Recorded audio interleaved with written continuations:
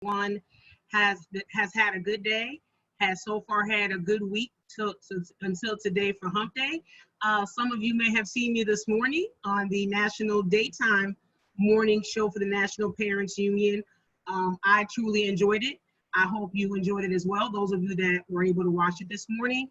As you know, this is a weekly show. I've been given the format, allowed to have this format with the National Parents Union, and I choose to talk about a lot of things that are near and dear to me. For those of you that do not know me, um, I'm a parent, I'm a grandparent, I am an adoptive parent, and I'm also still a resource parent. My husband and I have been resource parents.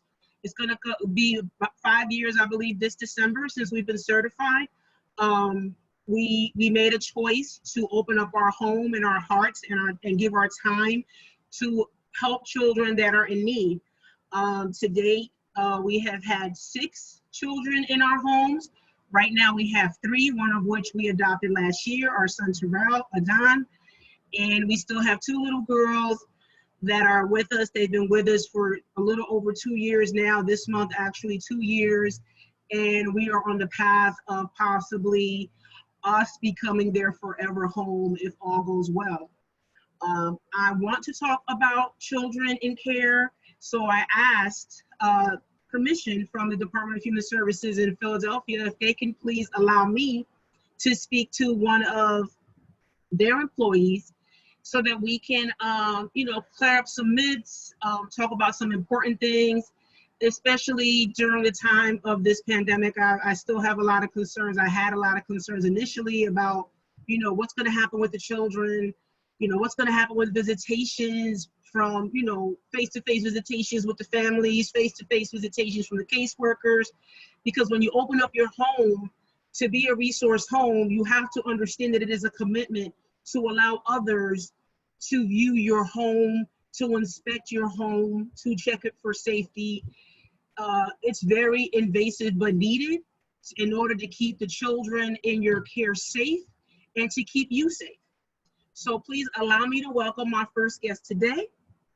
It is Miss Stacy Morgan Boyd. Welcome, Stacy. How are you today?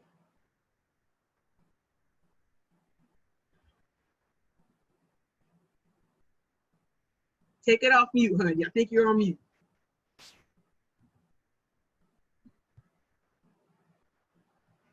Take yourself up. There you go. Daniel told me not to touch. Oh, sorry. Yeah, that part. He forgot that part. Yeah, you got to take yourself off mute. I was like, I'm not touching nothing. Okay, first of all, how are you? How is your family? I am well. Thank you so much. My family, I'm blessed to say that my family is doing well. My great-grandfather is from West Indies, so Jamaican heritage. So we have some resiliency kind of in our family bloodline. So we definitely have adapted, we've adjusted. We are absolutely a faith-based family. So we definitely have been praying a lot and really, just trusting and believing that, God warned us that times would come, and just really, kind of tapping into our faith that he will absolutely be with us in the midst of this, but he also will get us through it. So we are well. My daughter she started grad school, both are at home working virtually. So we are, both of our agencies, she works at Temple, I work for the city. We're tag team at Internet Connection, trying to get our work done. But, overall, absolutely no complaints whatsoever. It's been different, but I thrive in different. And so, just really each day, a brand new day, and we'll try our best. If we mess up, hopefully tomorrow's a new day, and we'll try it again tomorrow. Wonderful, wonderful. So again, I just want to thank you. You're welcome. Thank you for this opportunity to come on.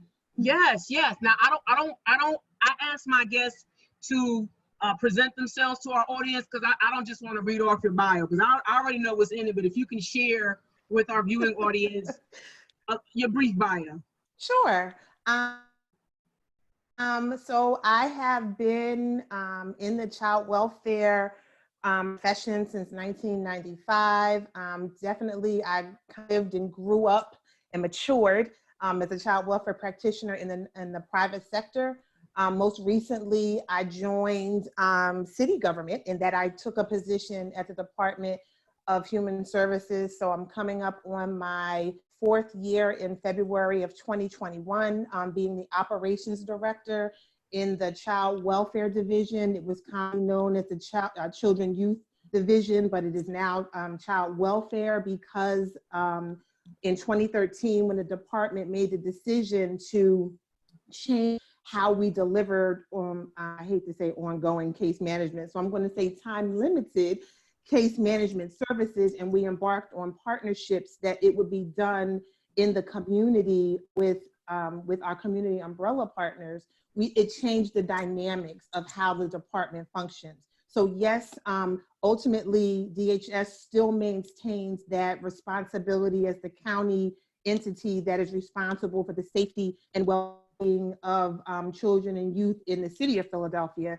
Definitely we maintain the responsibility of doing the investigations for abuse and or neglect when we get that call from the hotline in, and we still maintain that. But once we've decided and determined through the investigation process that the family needs a little bit more intensified services to kind of help them deal with, I always refer to it as when life knocks on the door and maybe you weren't able to answer it in the most appropriate way, and you just need a little help to get you in the path of what would be a more appropriate way to respond to life.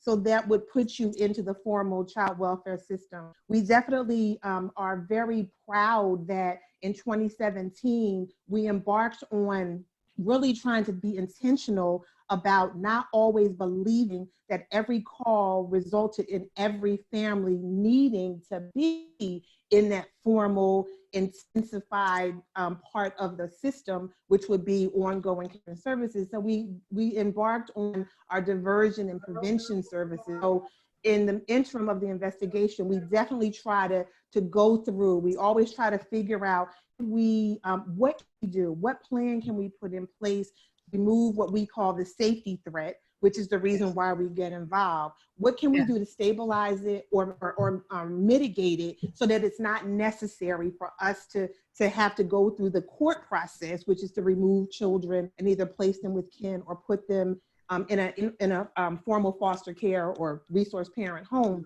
We always try to figure out who in the family can help us. And if we can't, then unfortunately we have to make that hard decision. But I always want to really emphasize, we don't want to have to take children. We don't want to. Sometimes it is necessary. And then other times we really try to endeavor to work with our prevention partners to figure out, can we keep the children in the home? Can we put a safe person in, responsible for the safety part? And then can we have our prevention arms kind of work with the family to try to work on some of those issues to keep them from becoming safety, which would say it's really a non-negotiable. We're going to really have to remove the children. Yes. People, that's one thing that I always emphasize to anyone that I come across that asks me, when I was working in child welfare briefly, when I worked at Concilio here in Philadelphia, I explained to them, it is not an immediate process. There's no one sitting somewhere saying, oh, we don't like what's happening in this home, we're going to split this family apart. That is the furthest thing from anyone's mind. Supports are put in place. Every attempt is made. Every form of service and resources offered to that family that needs that help. Only when they see that the adults, the parents, are not taking advantage of that help and using those resources that are made available to them, then a decision is made in front of a judge and is said to a judge, hey, we are in fear for these children. There is serious neglect going on over here. And we're formally requesting that they be separated from each other. On the other side of that, there are situations where something is so extremely immediate and dangerous, that is an immediate, definite threat, that is an automatic removal. And, there is a difference. But for families that think, oh, they're just out here to take our kids, no, that's not the case. everything is done beforehand, and it's a process that can take a couple of months to a couple of years before that decision is made. I mean, I can personally speak about our children briefly without disclosing too much. It started as a truancy issue. It was a truancy issue that the parents just had to take parenting classes and make sure their children went to school. And they were given every opportunity for well over a year. And when it was seen that they were not doing anything, that's when a decision was made. So it wasn't an automatic. You know, no one wants to purposely put children in the system. And the hope is that when they are put in the system, and correct me if I'm wrong, if it's a good match, if it's a good resource home, those children will thrive. Those children, absolutely, yes, they'll thrive in school. They'll thrive as far as their health. They'll thrive as far as their nutrition.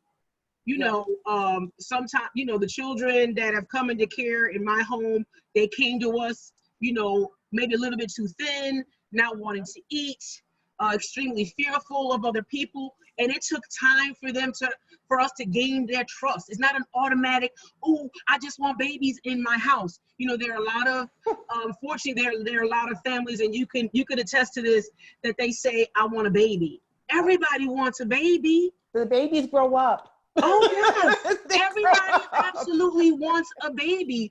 But, you know, we had a baby. We had a baby for 9 days. Only 9 days. And for those 9 days, we did not sleep in our home. And it's great to have a baby, but what I appreciated and what I was thankful for is that the DHS found kin. They found family. They found an aunt. And so I said, thank you. I hope she has a very good life. I was happy she went with family. We would have kept her with us, but we were happy that the child was with family. So, I mean, what I'm concerned about, and I want you to tell me your opinion about this, Stacey. Sure. During the time of this pandemic, we're still in it. We're still in the midst of it.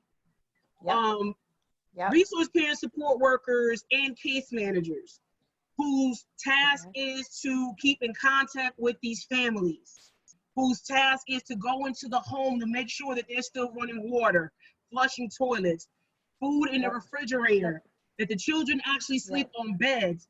They haven't been able to do it. Everything has been done virtually. Family court has been shut down. I don't even know if it's reopened yet. How has DHS been handling these, you know, all these things happening during this pandemic with the home visits and the actual required visual visits of caseworkers and RPSW workers? So excellent questions. So I'll start with DHS's response to ensuring the safety and well-being of our children and youth during the pandemic. So yes, we had we had to balance, and we actually just talked about this today.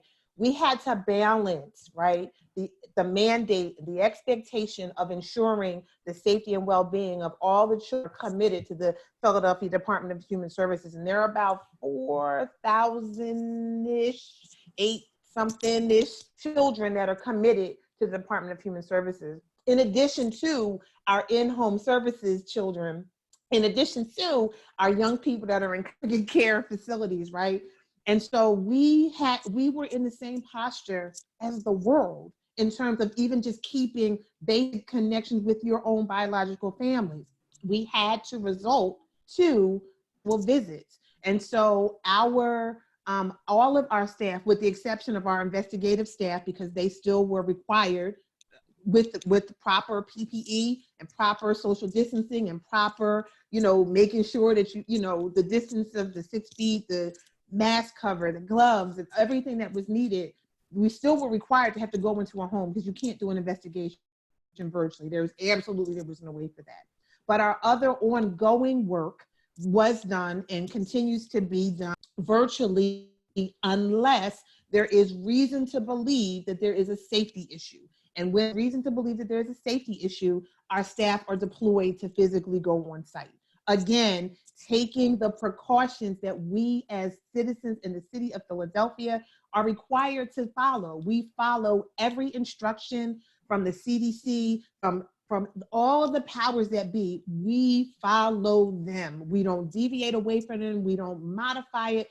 We do it. Now, let me say, people are people. We can't see everything. So I'm going to tell you that the expectation is what we outlined, is that we follow what the CDC guides us to do.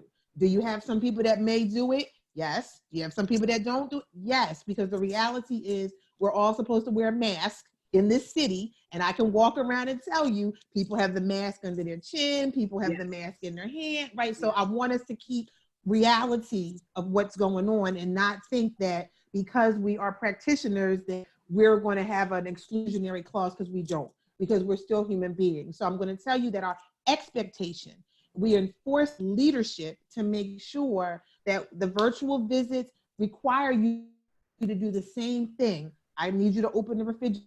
I need you to go into the children's room. The social workers are still required to do one-on-one face-to-face time with the children.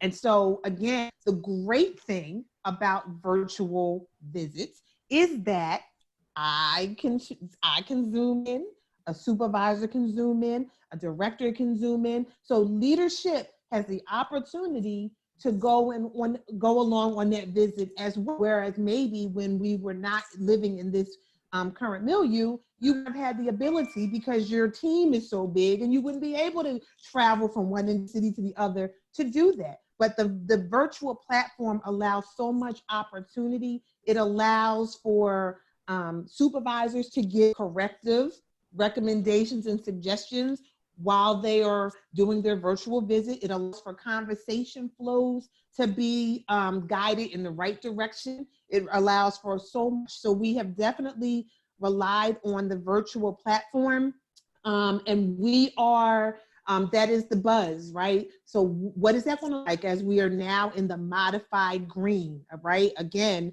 even though we are in this modified green as a city, we as a department have been slow walking our coming to that party. And so it requires planning, it requires conversation, it requires making sure that those that are walking alongside of us are in position to make the necessary accommodations to allow for that to happen, because we know the reality is the city is moving in that direction or has moved in that direction.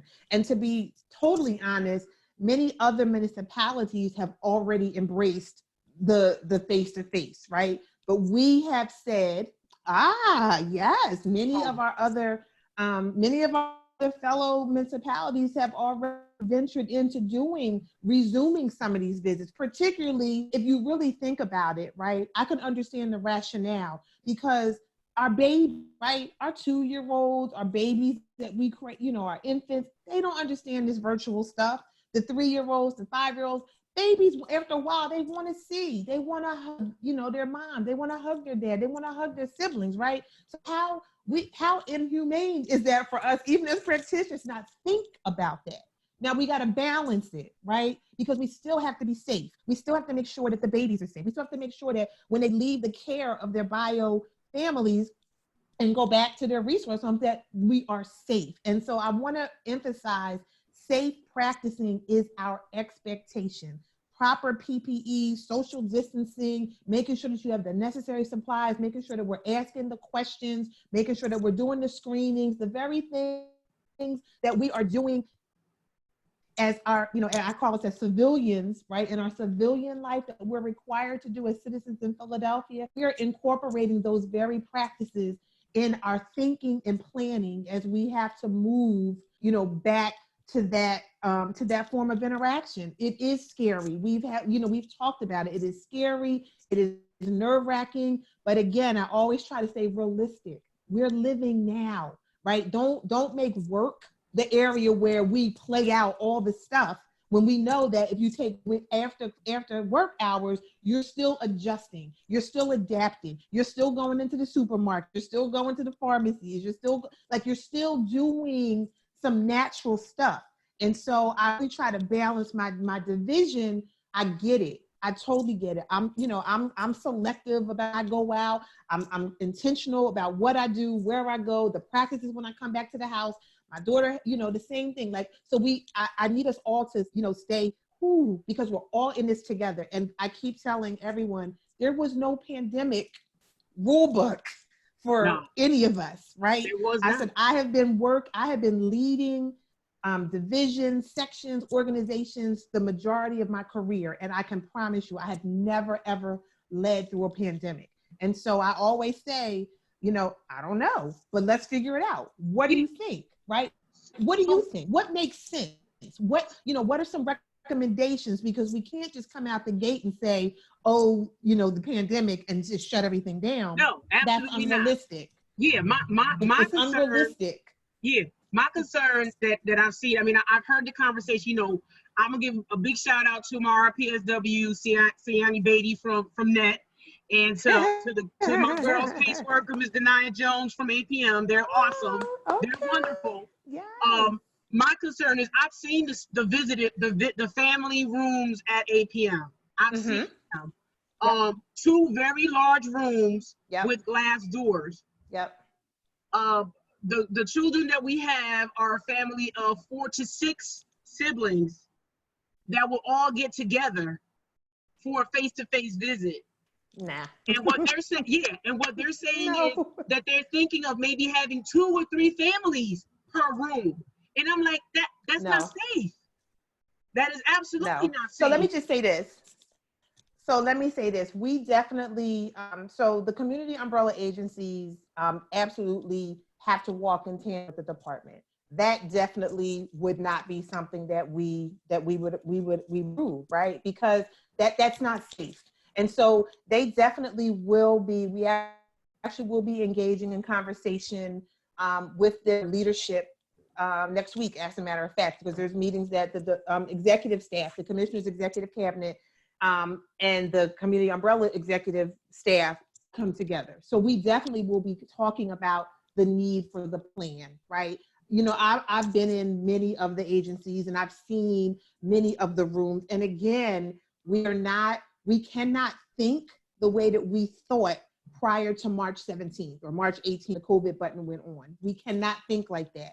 And so we're very clear at the department. We've made some, my division is Child and Family Services. And in my division are the community umbrella agencies, which requires face-to-face, and we're virtual.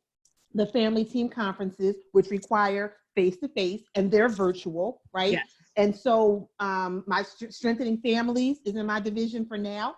They're virtual, right? Because we recognize my entire division requires, prior to March 13th, required face-to-face interaction in confined spaces, right? Yes. The reality is that's a no, because there's no way, unless we are in a massive room, right, that you can have social distancing, and you must social distance. There's no ifs, ands, or buts. We're taking, and the reason why I've moved to the majority of my division having the adaptability to be on-site, off-site, is because I have to make allowances for everybody can't be in the same space. Everybody can't be at the same time. So we have, rotating schedules. We have people that work, if you don't have to come into the office, they don't come into the office. If you have to come into the office, it's strategic about how you enter the office. The building has circles with 6 feet social distancing, has hand sanitizers, must wear so that's our new life. That is how child welfare is, an understanding that we are a people-based operation, requires, it mandates, it dictates a different train of thought. So that might have been what they said, but that's a no, because we have to be in agreement with that. Yeah, and so, absolutely, that does not align with what we're expecting. And so we definitely will be giving guidelines that they have to follow. Yes, and so, they do. Rest assured, the department does not take this lightly. Commissioner, if you know anything about Commissioner Kimberly Ali, she does not take this lightly. PPEs and social distancing, practicing, staff being safe, families being safe is a top priority for her, period. So, anybody that is walking alongside of us, it's a top priority. You have to follow the department. And so, anything outside of that is a conversation, because that's just contra what we are standing for. That's not the message. Have resource parents also been included in these conversations as far as, to address any of their concerns regarding what's going to happen from this point forward? Because I don't know if you also have any part in QPI. I love QPI. QPI is Quality Parenting Initiative. Yes. For our audience members that don't know about it, they gather every month, and it's not just resource parents. It's also parents that have their children in care or had their children in care, as well as the professionals in child welfare. They all get together. I've been privy to a lot of those meetings, and I've enjoyed them. I've taken part in many of the trainings and will continue to do so. They just did a virtual conference that was absolutely amazing. Yes. It was amazing, and I loved it. Yes. I shared their information constantly. So, yes. But as far as the steps going forward, has DHS also invited resource parents to be part of those conversations as well, as far as the resuming of the home visits and the family visits? So we definitely have talked about that, and we definitely will be moving. We definitely will be planning. I think, and I'm pretty sure, if my memory serves me correctly, I'm pretty sure that we're talking about town hall meetings, because of course, the other hot topic running through the fire or running through the forest is the decision about, initially prior to yesterday, was the release of the hybrid school model that raised lots of anxieties and, definitely probably some, wanting to burn some people at the stakes. And so, of course, that, of course, our resource parents, who, it was okay back in March when we all were shut down and couldn't nobody move and do anything. That's one thing, but we have moved from that. We're in that modified green. And so people's lives the reality are starting to kind of unfold and come back into play. So we definitely have been talking about that. And one of the things that I love many things about Commissioner Ali is that, she doesn't lose sight of the fact of being a parent and what that means to the people that we work with. Not just our children, youth, and our families, but our staff, the impact of those kind of decisions. So she has her hand on the pulse of that. So I can definitely tell you that we definitely will be, not quite sure. I'm even thinking, as you said that, because Quality Parenting Initiative does live in my division as well. If that probably, I know that we are, we are actually have been planning our first virtual QPI local Philadelphia meeting, because we have not gotten together. And yes, the conference was amazing. Initially, I was very bummed that I was not going to San Diego, but I was so bummed because I had just came from Sacramento. I'm not Sacramento. We were just in San Francisco. We were just in San Francisco doing some QPI work with our partners over there, and so we were like, "We'll see you in May." Right. But the conference was amazing. The conference was absolutely amazing, and to have pulled that off in 6 weeks was phenomenal. So we definitely have been thinking about whether or not we can kind of use the QPI, and Phyllis Stevens is one of our other partners. She works with Together as Adoptive Parents. So kind of looking at those areas, and as I'm thinking about you, we probably can utilize some of your parent community as well, as to kind of get some information. So we definitely are looking to be very inclusive, and definitely looking to get the voices of the people that are walking alongside of us. So definitely that's, more to come. Maritza, please feel free to reach out always to, say, hey, Stacey, what's going on? What's the 911? I absolutely will make sure that you get that information. If you and I are going to be very close. Awesome. I became very close to quite a few core directors and executive directors and case management directors over the years as a result of certain things that have transpired. But we always maintain it at a peaceful, respectful level. There was never anything. Fortunately, nothing, because that's how we were able to get results and get things moving. Yep. I really, really, really appreciate that you have opened up and given people that may not understand it. I mean, I understand the child welfare system a lot because I'm living in it. I've been in it. I've worked in it. I hope to continue to be a part of it for many more years to come, whether it's professionally or personally in our home. I thank you so very much. the National No Parents Union. Thank you problem. very much. I hope to collaborate some more. And please tell Commissioner Looking forward Ali, to it. tell Commissioner Ali if she wants to come on my show, I would welcome that opportunity Awesome. as well, because there's still some I things will that we share can that touch with. upon. Yes, please do so. Tell Mr. Lorenzo, don't be afraid of my email, because I'm gonna respond to his email. Tell him I'm okay. Maritza's I will let cool. him know. I will Yes, let him know. yes. And Maritza's gonna respond to your email. Absolutely. She wanted to talk to me first on the show. But I Absolutely. welcome and I respect all the work that you do and have been doing. Just Thank you like so when much. we give kudos to parents and active parents and parent advocates, I also give much respect and also shout out those caseworkers, those Yes. case management directors, those Yes. agencies that are doing what they have to do in the community to try to either help those families reunify, which is the goal. But if Yep. that does not happen, then hey, permanency is the key to the game. You know, I'm in it now. I'm living in it now. So Yep. once That's again, it. thank you so very much. You know, Thank when you sign off, you can stay on and still watch the show. I was going to say, I'm going to Yes, watch. yes, and we will talk again soon. Thank you so very much, Awesome. Stacey. Thank you so much. You're Take care. welcome. Well, everybody, now we're going to bring on my second guest. I don't know, those of you that are my actual Facebook friends probably saw me making some comments and actually making a video several weeks ago when the CEO of Goya Foods made a statement, and it just didn't sit right with me. I was bothered by it, and I thought I'm glad it wasn't just me. Many people made a decision to boycott using a product that has been in our Black and brown homes for decades, used by our parents, grandparents, aunts, uncles, anyone that likes to cook, use those products. So I made a purposeful choice. And I said, after I heard what that CEO said about the person on Pennsylvania Avenue, I said, that's it. I'm done. I'll make this stuff myself.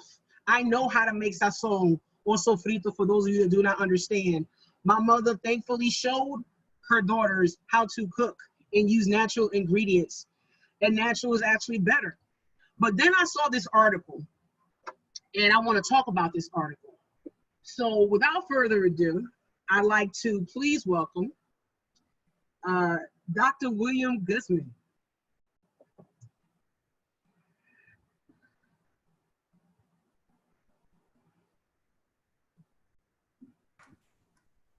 Greetings, greetings. Can you hear me?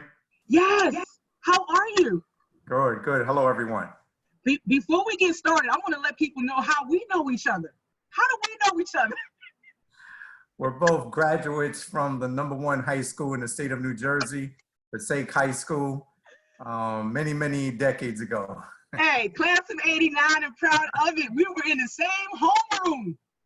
That's right, that's right. And the fact that I could personally say, I actually know a doctor. Really, I mean, Please don't call me. I know. Just call me Will. Listen, not just a person that I happen to have worked with somewhere. You know, I know many PhDs that I've worked with, but to say I actually know one. Yes. Will, when I saw your article, my brother, and this is the title, folks, you guys got to look it up. Oh, Goya, if it's Goya, it has to be no good. When I saw that, as I'm scrolling through my Facebook page, it just resonated with me. And I was like, oh my gosh. And I reached out to you, and you so graciously agreed to bless us with your presence. Please, I don't want to read your bio, so please tell our viewership about Dr. Guzman. Sure. Thank you for this opportunity. Thank you for reaching out to me. It's an honor to be on your show. You're doing some great work, and continue to do that. And so, about myself, like you mentioned earlier, I'm a graduate of Passaic High School. After graduating from Passaic, I attended Valencia Community College and graduated from there, and then went on to attend Florida A&M University, which is a HBCU in Tallahassee, Florida. And then went on to get the PhD at the University of Texas at El Paso. The last few years, of course, I've been teaching at different universities, including New Jersey City University, right there in Jersey City. I've also taught at my alma mater, Florida A&M, as well as Florida State. And currently, I'm a professor of history in the history program at Prairie View A&M University. And Prairie View is about 40 miles west of Houston. So I live in Houston and I make the commute out to Prairie View and teach. I've been out there for about a year now. Okay, so let's talk about the comment that was made by the CEO of Goya. Sure. What did you feel when I heard it? You know, in Spanish, me chocó. It just shook me. I was just like, what? And I took it honestly as a slap in the face. That's how I felt. Just reading it. It was hearing it, reading it. For me, it was a slap in the face. And I was like, how did this privileged person say something like this? Exactly.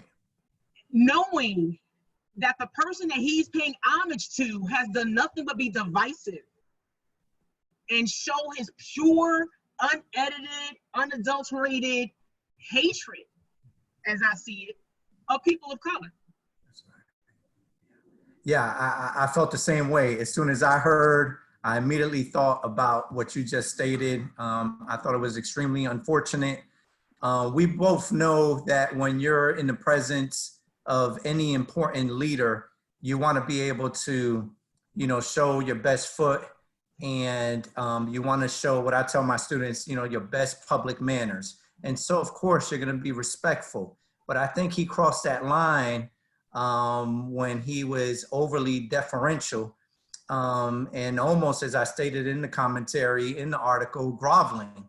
For him to go that extra step was really uncalled for and unnecessary, and really unfortunate when you consider the history that I outlined in the article. When you consider the family's history, the connection, the extensive connection that he has with Puerto Rico, when you consider that and take that into account, along with the most obvious, which is most of his customer base are, Latinas and Latinos here in this country, as well as in the Caribbean and in Central and South America, as well as in Spain. And the market is even extending past that into the continent of Africa and even elsewhere. And so when you take that into account and you hear the president's rhetoric over the last 3 years or more that he's been in office, even prior to going into office, when he claimed that Mexicans were rapists and all the fear-mongering regarding undocumented immigrants, one would quickly surmise that there's a problem here and a disconnect for this president to be so obsessed in trying to demonize a community of immigrants who are simply attempting to make a better life for themselves here, as so many immigrants have done over the last, almost 300 years of this country's history. And so when you look at that, for the CEO of Goya Foods, Robert or Bob Onanue, for him to make those comments were really disheartening, disappointing. And as you saw on Twitter and so many other social media outlets, many activists and people who normally don't even consider themselves an activist just began to express their outrage because of that obvious disrespect. When I tell you that same weekend, I immediately went to the Latino supermarket. I bought my cilantro, my culantro, my garlic, my peppers, my everything that I needed, and I made it myself because I was raised in the household where my mother made it, where my tia Ramona made it, so I knew how to do it. But it was because of convenience. That's one of the reasons why I think they've been so successful, is because in this day and age, a lot of parents don't have the time to make stuff fresh. So they go for the quick grab. They go and get that jar of sofrito. They go and grab that adobo. They go and grab that sazonacing, and they use that. And I'm like, people, if you get the natural ingredients, number one, is cheaper. Number one, is healthier. No salt, no MSG. You can freeze it and have it for months, have it for weeks, and use it on everything. And if you want it, people say, oh, I like that color. That's annatto. You could buy annatto seeds or powdered annatto and just add it to your seasoning, and that's it. That's all his products are. Now, as far as beans, there are other companies, and I've researched other companies that their products are just as good. And I've talked about them. I said, you know what? I'm gonna use La Flor. I'm gonna use Iberia.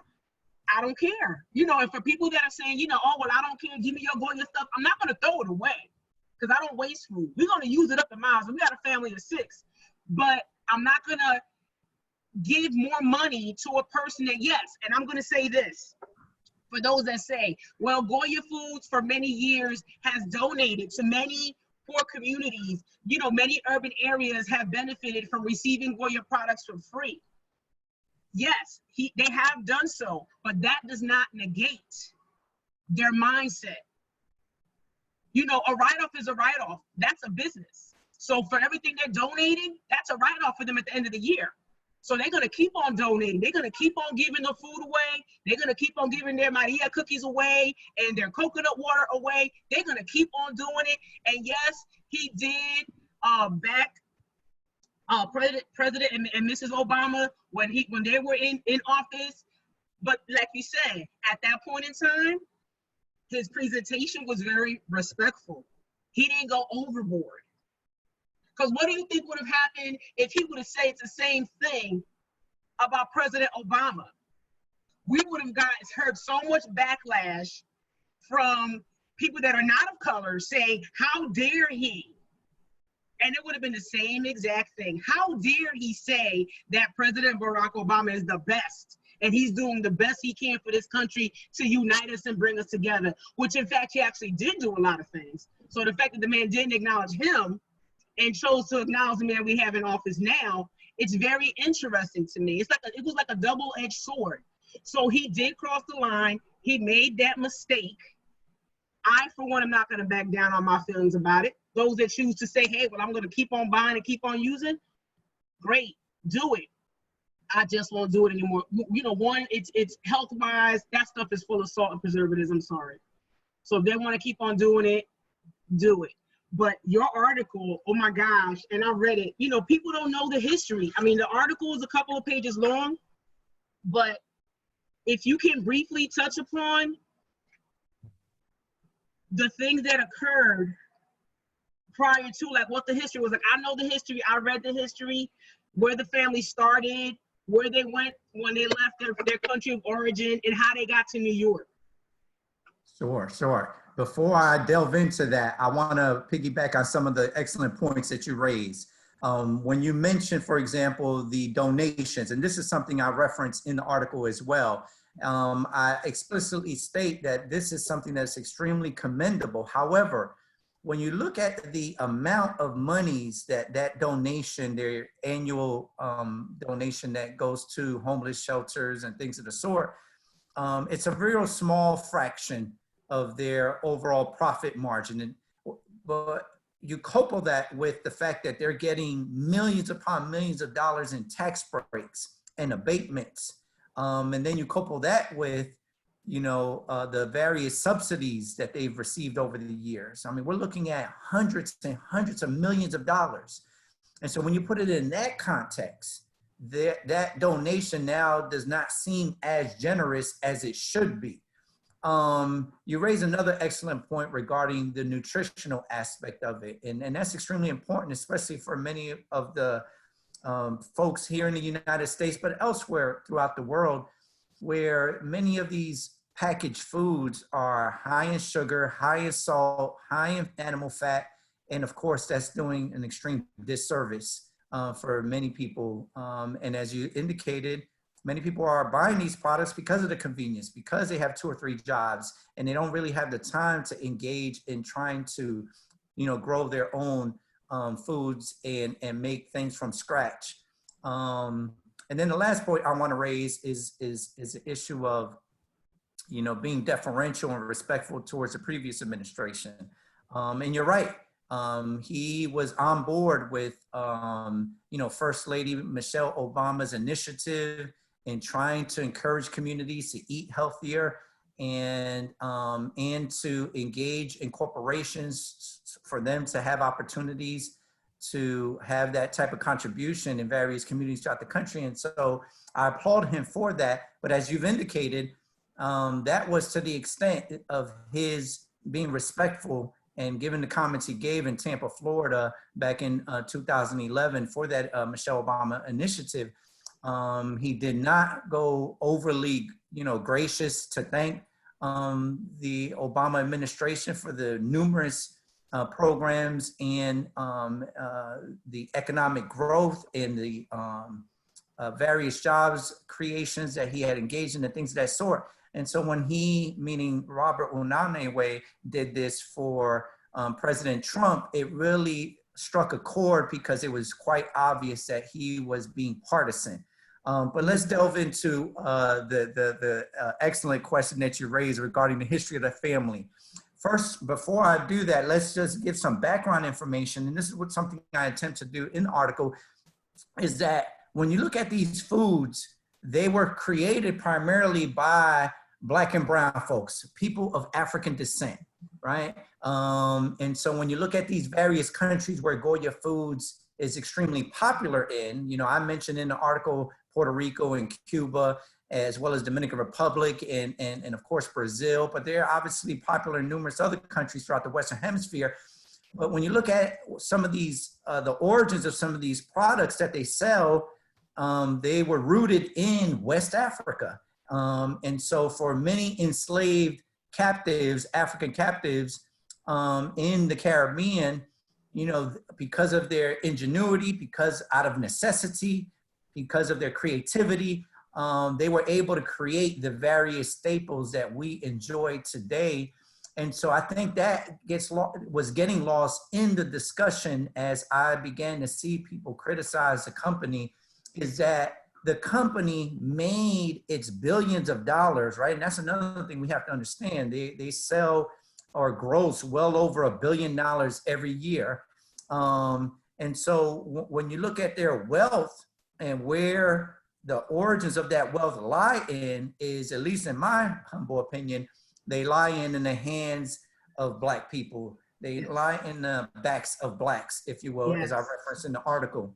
And so that's very important. That second piece of the history, of course, is in the Unanue's personal migration story, right? Like any other migration story, it is one of difficulty and struggle, no doubt. However, because that migration story is rooted in Spain, right? Particularly the Basque region of northern Spain for the Unanue's family, their patriarch. What ends up, people forget that, yes, when you hear that migration story, you may not know the history of the public policy that was driving that migration. In other words, many of the Caribbean and Latin American countries throughout the Western Hemisphere were embracing this idea of eugenics, this idea of racism that targeted Black people in their own countries. And so as you have these countries become post-emancipation, they begin to see what is the economic, political, and social development of other countries, primarily in Europe, and we want to model that development. And so they began to see that the development process was lagging, at least economically. And so they began to assign that lag to the fact that we have too many Black people in this country, right? And we'll just use, let's say, for example, Brazil as the example. We have too many Black people in this country, which, by the way, Brazil has more Black people than any other country in the Western Hemisphere. And so because of that, they began to encourage, finance migration from Europe, including Spain. Cuba did this, Puerto Rico did this, the Dominican Republic did this. Many other Spanish-speaking and Portuguese-speaking countries in the Western Hemisphere began to have subsidies and at the public policy level to encourage and pay Europeans from Europe, in this case, Spain, to migrate to Puerto Rico. And so that's the context that the founder of Goya Foods, the Unanue clan, the patriarch, that is the context that brought him here. So he's not only coming here because as a byproduct of white supremacy, but he then, after 14 years living in Puerto Rico, in San Lorenzo, Puerto Rico, he then migrates to the United States, specifically to Manhattan, and ultimately begins to live in Brooklyn. And I then go into how he got started in a sense of catering. He becomes a grocer immediately and begins to cater to foods that people are purchasing at the Marcasitas and the bodegas, which are primarily Caribbean migrants, both from the English-speaking Caribbean as well as the Spanish-speaking Caribbean. And he becomes not wealthy, but obviously becomes entrenched in the middle and upper class, so much so that he's living in Prospect Park South in Brooklyn, which at that time was a middle to upper class neighborhood. And due to gentrification, it is today as well. But nevertheless, it would not be into the 1930s that he would then establish Goya Foods, and it would take off from there. And so I only mention all that to simply say that whenever Robert Unanowe's public remarks are made in the press over the years, and this is not something new from last month, this has been going on really since he became CEO in early 2004, so almost for 20 years now. He's very quick to invoke those Spanish roots. And so as I mentioned in the article, you know, it becomes somewhat insulting because he does that at the expense or at the neglect of how Black people helped with the wealth building of his own personal family and obviously as well as with the company itself. And I tie it in with another example of global white supremacy, where many people feel that at least those who have formerly been colonized are struck by whiteness. And so they feel obligated to invoke how white they are. And that, of course, will, you know, buy in some customers throughout the Western Hemisphere in many Spanish-speaking countries. However, it does so at the neglect, the racist neglect at Black or brown folks throughout the region.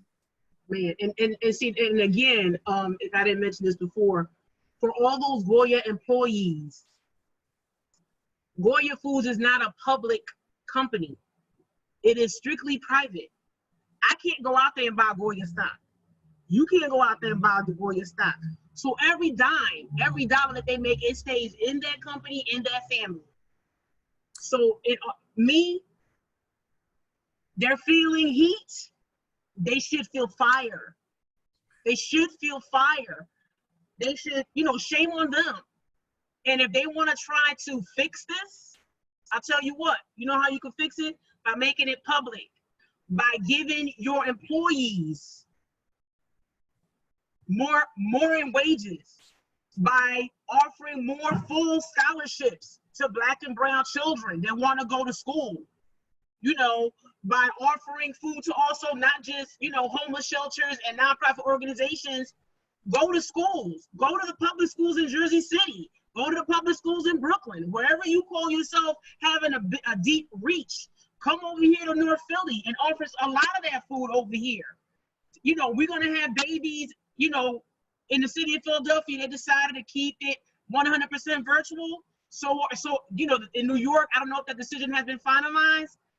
Wherever they have that big reach, wherever they get the deepest pockets from, for people buying their food, how about making huge donations to those school districts so that part of that packaged food is going to be going home to these families or these children that are going to be home, you know, learning virtually. Send those Maria cookies to them. Send those plátano chips to them. Send that maita to them. Send that food to them. But also, you know, help out. Be a real help to your community. Don't just consider us a write-off for your taxes every year. And I mean, like I said, it will. If someone wants to give me the information on how they found a link to Arc Republic, in case someone wants to read the article, because I shared it on my page. If you give us the information, we'll put it in our comments here to make sure people also read up on it if they still want to learn further, because I read it and I read the whole thing front and back. So please give us that information. Sure, sure. Thank you. The article is about 1,100 words. It's very brief. It'll take maybe 5 minutes, 4 minutes to read. And it can be found on Arc Republic. It's a Black-owned media firm out of Newark, New Jersey, called Arc Republic. And so if you Google that, and then after you reach their site, you could just type in Goya and then you'll find that. You could always contact me directly if you're on Twitter. My Twitter name, I believe, is underneath my name here, at Ibeye. And if not, you could always just Google my name. I think I come up on Google the first 10 or 20 searches there. You could email me directly, but yes, I'm going to also email you the link on the chat room if I could figure that out. If I can figure out how to do that, I'll definitely put that in the chat room as well. That way people will have the actual link. I don't know if we have time to continue talking, but I wanted to just raise a couple quick issues that you mentioned, which is the idea of corporate responsibility. It's one thing to argue that, you know, he has the right to be a Republican. However, we have to understand what is the Republican agenda and what it's been for the last 20 to 30 years in this country. And that's an agenda that's hell-bent in bankrupting the government. Because the logic is, if we bankrupt the government, then they will not have any monies to fund social services programs, including public education. And so for Robert Unanue to be a, you know, unapologetic Republican, then we have to really question, what is your ultimate goals as a corporation? And for too many Fortune 500 companies, both public and private, their ultimate goal is to pay as little taxes as possible, to funnel their tax monies to offshore accounts, including to other countries, which I mentioned in the article, and to not fund any programs of substance. Yes, the free food is fine, but that's a Band-Aid. We need, you know, justice, not charity. But thank you for the opportunity to speak. Oh, well, you are awesome. I hope to see you again very soon in person when this stuff clears up, because, you know, hey, I got some friends in Texas now, so you never know. I'll be like, well, I'm in Texas. Where are you? Yeah. But you know, when we go home, I don't know when was the last time you've been home. I was there for the class reunion this past last fall. Sorry, I didn't make that. We could talk about that another time off camera. But yes. I'm glad you went. I hope you enjoyed yourself. Tell your sister, tell your family I said hello. Thank you. You know, I've seen pictures. You have daughters, correct? I've seen them. Yes. Tell your family I said hello. If they don't know who I am, say it's loud Maritza. She was in my homeroom with me in high school. I sure will. I feel very honored you took some time out of your very busy schedule, Dr. Guzman, to talk to us, to talk to my families. No, thank you. I'm the one who's honored. And if you need me to say in the future, just send me an email. Absolutely. I already told you, MPU in Espanol, they're going to get your information very soon, brother. Yes. We're going to be, and if you need me to be on there with you, I'll be happy to be on there with you. Absolutely. Está bien, está bien. Muchísimas gracias. Lo agradezco mucho.